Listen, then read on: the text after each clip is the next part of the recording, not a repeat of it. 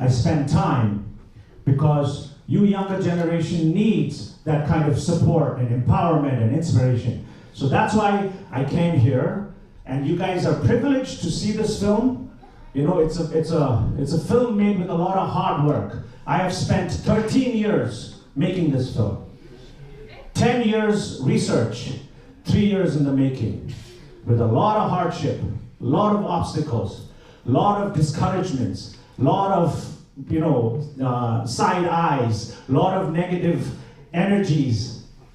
But nevertheless, I'm proud to say that I could complete the film, and now it is born. The film is born, it will remain long after I die, after we die, this will remain. And it is important for us Tibetans to hold on to our own narrative, because the Chinese, they have been holding on to their narrative consistently, whether we agree or disagree.